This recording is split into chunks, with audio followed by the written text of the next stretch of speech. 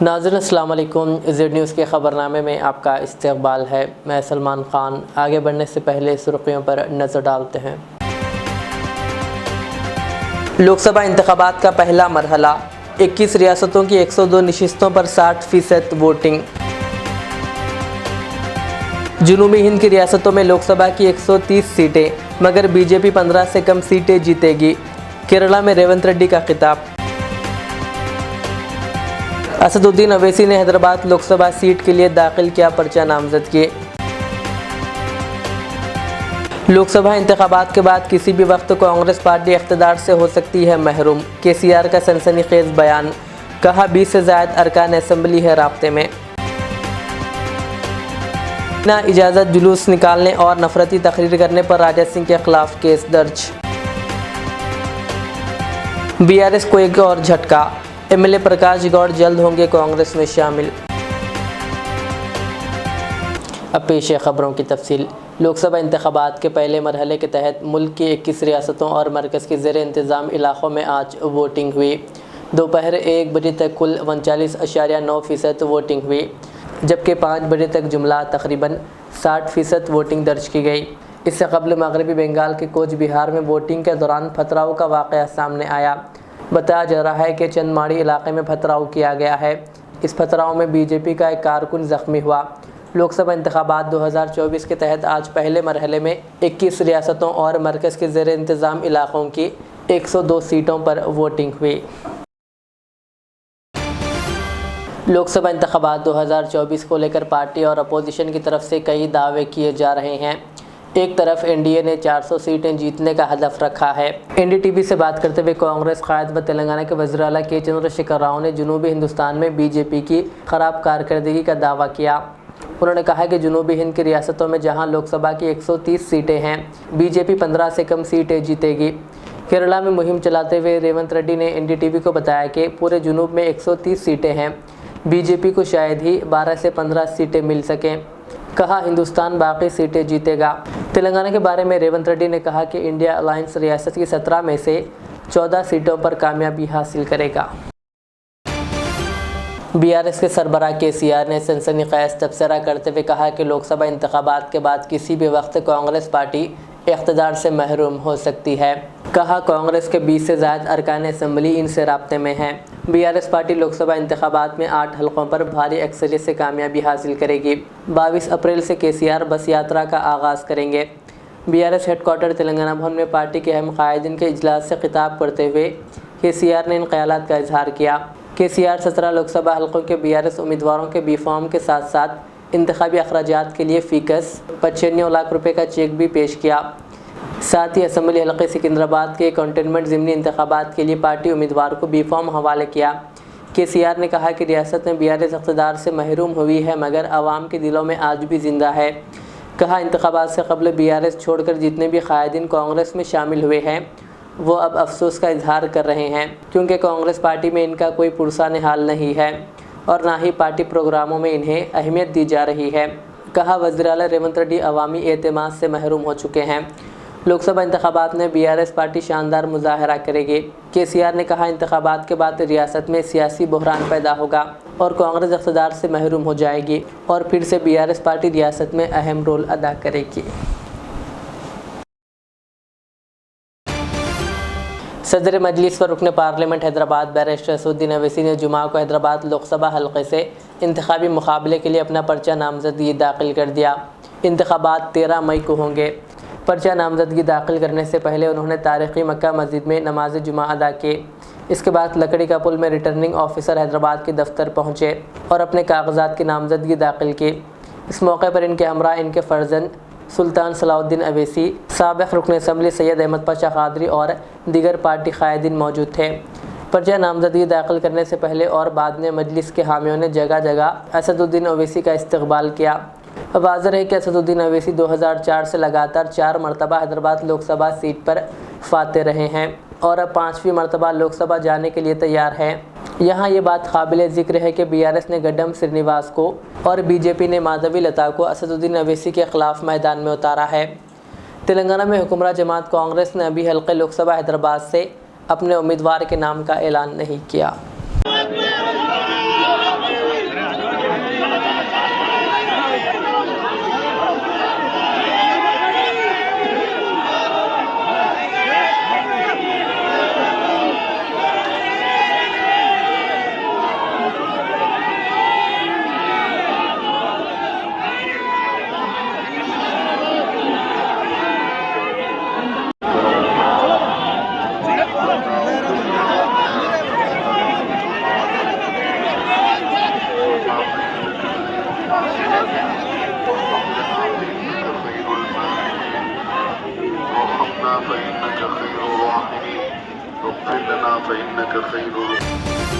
BJP के रुकन assembly T Raja Singh के खिलाफ पुलिस ने केस दर्ज कर लिया। राजा सिंह के साथ जोगिंदर सिंह और दीगर के खिलाफ अफजलगंज पुलिस स्टेशन में एक केस दर्ज किया गया है।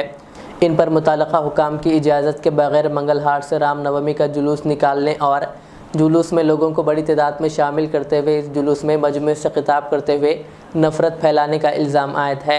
अफजलगंज के SIP राम किशन की शिकायत पर पुलिस ने राजा सिंह के साथ जोगिंदर सिंह व दीगर के खिलाफ मुख्तलिफ दफ़ात के तहत केस दर्ज कर लिया। असदुद्दीन अवैसी ने हल्के लोकसभा हैदराबाद की बीजेपी उम्मीदवार माधवी लता की जानिब से की गई हरकत पर रद्द-ए-अमल जाहिर किया है। वाज़ेह है कि रामनवमी जुलूस के मौके पर माधवी लता ने मस्जिद की तरफ हाथों से इशारा करते हुए हाथों से तीर कमान का इशारा किया था। सदर मजलिस ने कहा कि बीजेपी अपने सियासी फ़ायदे के लिए इस तरह की हरकतें कर रही है और तेलंगाना व हैदराबाद के अमन को मुतासिर करने की कोशिश कर रही है। उन्होंने इलेक्शन कमीशन की खामोशी पर भी सवाल उठाए। को नहीं दिख रहा क्या? इलेक्शन कमीशन को हर चीज बोलना है क्या? इलेक्शन कमीशन सामने नहीं हो रहा क्या? मैं अगर वो बात बोलता या मैं अगर इसी हरकत करता तो सुमोटो सब होता था। टेररिस्ट कहा जा रहा है, गाली दी जा रही है, मुस्लिम बहनों से कहा जा रहा हिजाब निकाल कर फेंको, मुसलमानों से बोला जा रहा सऊदी अरब में ऐसा हो रहा, आप क्यों नहीं कर रहे? हाँ, क्या हो रहा है ये? सर जो वायलेंस हुआ है तो वायलेंस का जवाब ये है कि पुलिस एक्शन ले, रूल ऑफ लॉ हो, और वायलेंस को हम कंडेम करते। मगर जो वायलेंस को प्रोवोक कर रहे, जो एक कम्युनिटी को टारगेट कर रहे, जो हैदराबाद के अमन को बर्बाद कर रहे, उनको क्या बोलेंगे आप? डिमांड करेंगे सर एक्शन। नहीं, उनको उनके बारे में क्या बोलेंगे आप लोग? चलाएंगे आप लोग? आपके जो 6 PM 9 PM नेशनलिस्ट है, चलाएंगे उसको आप लोग? नहीं चलाएंगे आप लोग। आप लोगों को खाली एक ही समुदाय दिखता गड़बड़, दूसरे जो लोग करते आपको नहीं दिखता। और आप लोग जो 6 PM 9 PM के नेशनलिस्ट है, उनको तो खाली आंख में एक आंख बंद है उन लोगों की। एक्शन डिमांड कर रहे सर। जब से क्या बोल रहा हूं मैं? तेलंगाना के वज़ीर आला रेवंत रेड्डी ने कहा कि अगर बीजेपी को 400 लोकसभा हलकों पर कामयाबी हासिल करना है तो इन्हें पाकिस्तान में भी मुकाबला करना पड़ेगा। इस मरतबा कांग्रेस और इंडिया इत्तेहाद भारी अक्सरियत से कामयाबी हासिल करेगा और राहुल गांधी आइंदा वज़ीर आज़म होंगे। केरला के वायनाड में किसानों के इजलास से खिताब करते हुए वज़ीर आला रेवंत रेड्डी ने कहा कि जिन्होंने अपनी मेहनत से दुबई की तरक्की में अहम रोल अदा किया, केरला की आवाम को इंतखाबात पर संजीदगी से गौर करना चाहिए। उन्होंने कहा फ़िरका परस्त बीजेपी से केरला में खुफिया इत्तेहाद करने वाले CPM को शिकस्त देने की ज़रूरत है। कहा केरला के वज़ीर आला और इनके अफराद ख़ानदान पूरी तरह बदउनवानियों में गर्क है। कहा सोने की स्मगलिंग में वज़ीर आला के अरकान ख़ानदान मुलव्विस है। वज़ीर आज़म मोदी से खुफिया साजबाजी की वजह से ED और इनकम टैक्स ने भी अभी तक कोई कार्रवाई नहीं की है। रेवंत रेड्डी ने कहा आइंदा 20 साल तक वायनाड की नुमाइंदगी करने वाले राहुल गांधी वज़ीर आज़म की हैसियत से खिदमत अंजाम देंगे। राजेंद्र नगर के BRS MLA टी प्रकाश गौड़ कांग्रेस में शामिल होने के लिए तैयार है। प्रकाश गौड़ ने आज वज़ीर आला रेवंत रेड्डी से मुलाकात की और कहा कि वो अपने हामियों के साथ बहुत जल्द कांग्रेस में शामिल हो जाएंगे। वह वज़ीर आला रेवंत रेड्डी की मौजूदगी में कांग्रेस में शामिल होंगे।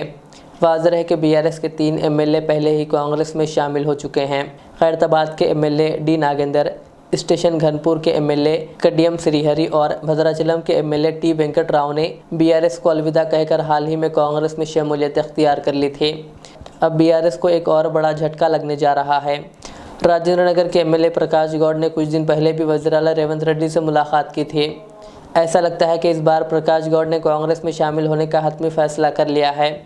असेंबली इंतखाबात में कांग्रेस की कामयाबी के बाद वज़ीर आला रेवंत रेड्डी के साथ BRS के कई कायदीन की मुलाकातें मौज़ूए बहस रही है। जैसे जैसे कई कायदीन BRS पार्टी छोड़कर कांग्रेस में शमूलियत इख्तियार कर रहे हैं, पार्टी मजबूत होती जा रही है। रियासती वज़ीर पूनम प्रभाकर ने नए राशन कार्ड से मुताल्लिक़ ऐलान किया है। इस मौके पर मीडिया से बात करते हुए रियासती वज़ीर ने पार्लिमानी इंतखाबात में राय दहिंदगान से अपील की है कि वो BJP और BRS को वोट देकर अपना वोट ज़ाय ना करें। उन्होंने कहा कि इन दोनों जमातों ने रियासत और करीमनगर के लिए कुछ नहीं किया। रियासती वज़ीर ने करीमनगर की तरक्की पर भी विनोद से मुबाहिस का चैलेंज किया। पूनम प्रभाकर ने कहा कि बहुत जल्द नए राशन कार्ड्स जारी किए जाएंगे। इंतखाबी अमल मुकम्मिल होने के बाद नए राशन कार्ड्स की इजराई का अमल शुरू होगा और 15 अगस्त से पहले किसानों के 2 लाख रुपए तक के खर्च की माफ़ी का भी उन्होंने तयक़ुन दिया। లోక్సభ సీటు తప్పకుండా కాంగ్రెస్ గెలుస్తుంది అనేటువంటి విశ్వాసం వచ్చింది। ఈ రోజు హుస్నాబాద్ సిరిసిల్ల ఉంది, రేపు వేములవాడ చొప్పదండి। ఈ సందర్భంగా ఒకటే ప్రజలందరూ కూడా నరేంద్ర మోడీ నియంతృత్వ ప్రభుత్వం పోవాలని, మానవతావాది దేశంలో వైషమ్యాలు పోవాలి, ప్రేమ అనురాగాలతో దేశమంతా ఐక్యంగా ఉండాలని భావించే రాహుల్ గాంధీ గారి నాయకత్వం రావాలని కోరుకుంటా ఉన్నారు। దానితో పాటుగా ప్రజలు అసహ్యించుకుంటా ఉన్నారు। ఈరోజు బాండ్ల పేరు మీద, ఎలక్ట్రల్ బాండ్ల పేరు మీద వివిధ సంస్థల ద్వారా నల్లధనాన్ని తీసుకోవడానికి ఎలక్ట్రల్ బాండ్ రూపొందించడం ప్రధానమంత్రి గారు చెప్పడం అంటే నేరుగా అవినీతిని। एसीबी के हुकाम ने जुमेरात को ज़िले भद्राचलम में एक सब इंस्पेक्टर ऑफ पुलिस और एक कांस्टेबल और एक प्राइवेट मुलाजिम को रिश्वत के मामले में गिरफ्तार कर लिया। कांस्टेबल शंकर को एसीबी के एहलकारों ने उस वक्त रंगे हाथों पकड़ लिया जब इसने रिश्वत की रकम कबूल की। भद्राचलम टाउन पुलिस स्टेशन के एसआई श्रीनिवास ने शिकायत कुनिंदा और दीगर 2 के खिलाफ फौजदारी मुकदमा दर्ज न करने के साथ साथ मोबाइल फ़ोन को देने के लिए 25,000 रुपये का मुतालबा किया, जिस पर मुतासरा शख्स ने एसीबी को इसकी शिकायत की और एसीबी ने 20,000 रुपये रिश्वत लेते हुए एसआई, कांस्टेबल और एक प्राइवेट एम्प्लॉय को गिरफ्तार कर लिया। ज़िला संगारेड्डी हज सोसाइटी सदर हज़रत सैयद शाह अज़ीज़ुद्दीन क़ादरी ने बताया कि आज़मीन हज 2024 के लिए हज तरबियती कैंप बराए मर्द व ख़वातीन 21 अप्रैल बरोज़ इतवार मस्जिद बगदादी ईदगाह ज़हीराबाद बवक्त सुबह 9 बजे तक असर रखा गया है। इस कैंप में आज़मीन को तरबियत देने माहिर हज उमूर मौलाना डॉक्टर हाफिज़ सैयद शाह मुर्तज़ा अली सूफ़ी क़ादरी, मोतमद सैयद सूफिया अकेडमी व प्रिंसिपल MVJ कॉलेज हैदराबाद के अलावा हज़रत सैयद शाह मुस्तफ़ा अली सूफ़ी क़ादरी, सईद पाशा व दिगर तशरीफ़ ला रहे हैं। आज़मीन हज को अमली भी की जाएगी, जिसके लिए लाजमी है कि तमाम आज़मीन हज वक्त मुक़र्ररा पर तशरीफ़ लाएँ। ख़वातीन के लिए पर्दे का इंतज़ाम रहेगा, तमाम शुरका के लिए तौम का नज़्म रहेगा। तमाम आज़मीन ज़िला संगारेड्डी, पटनचेरू, सदाशिवपेट, नारायणखेड़ और बिदर व दीगर मुकामात के आज़मीन हज से वक्त मुक़र्ररा पर शिरकत की गुजारिश की गई है। अस्सलामु अलैकुम रहमतुल्लाहि व बरकातहू। आप तमाम हज़रात को ये इत्तला देते हुए बड़ी खुशी महसूस हो रही है कि ज़हीराबाद ज़िले संगारेड्डी में बरोज़ इतवार 21 अप्रैल को 10 बजे ता 5 बजे शाम तक आज़मीन का एक रोज़ा तरबियती इज्तिमा मुनक़्क़िद होने जा रहा है। इस आज़मीनी जलसे को हैदराबाद के सैयद शाह आज़म अली सूफ़ी साहब के दोनों फ़र्जंदान तशरीफ़ ला रहे हैं। इस जलसे को मुखातिब करेंगे।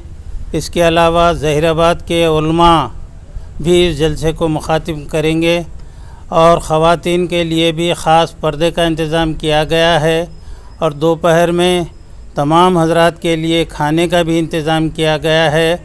मैं बहैसियत सदर हज सोसाइटी ज़िला संगारेड्डी आप तमाम हज़रात से ख्वाहिश करता हूँ कि इस मुतबरिक जलसे में शिरकत फरमाएँ और आज़मीन हज तरबियत हासिल करके ही हज को जाएं तो यकीनन उनका हज जो है तमाम फ़राइज़, वाजिबात और सुन्नतों की तकमील के साथ उनका हज पाए तकमील को पहुँचेगा और ये हज मबरूर कहलाएगा, मकबूल हज कहलाएगा, मतरूद नहीं बल्कि मकबूल हज कहलाएगा। वाखिरु दावाना अल्हम्दुलिल्लाहि रब्बिल आलमीन। भैंसा शहर में मोहम्मदिया मस्जिद के ज़ेरे इंतज़ाम मस्जिद से मुतसिल मोहम्मदिया बैतुल माल का क़याम अमल में लाया गया, जिसका इफ्तिताह अलमास खान सदर इंतज़ामी कमेटी मोहम्मदिया मस्जिद शेख ख्वाजा और मौलाना मोहम्मद नसीरुद्दीन इमाम व ख़तीब मोहम्मदिया मस्जिद ने किया।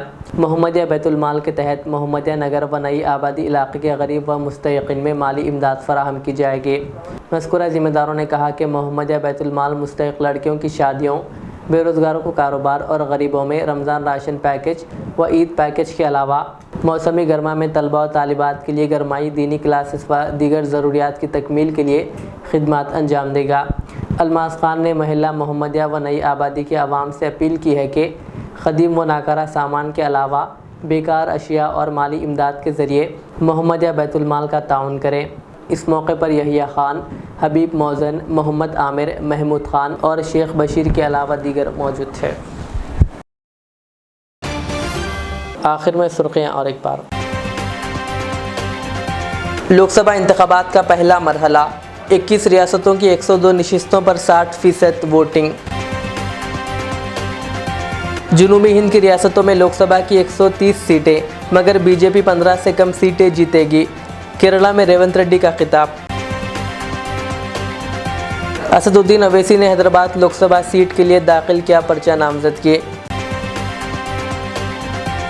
लोकसभा इंतखाबात के बाद किसी भी वक्त कांग्रेस पार्टी इख्तिदार से हो सकती है महरूम। केसीआर का सनसनीखेज बयान, कहा 20 से ज़ायद अरकान असेंबली है राब्ते में। बिना इजाज़त जुलूस निकालने और नफरती तकरीर करने पर राजा सिंह के खिलाफ केस दर्ज। बीआरएस को एक और झटका, एमएलए प्रकाश गौड़ जल्द होंगे कांग्रेस में शामिल। ये थी आज के दिन भर की हमारी खबरें। मुझे इजाज़त दीजिए।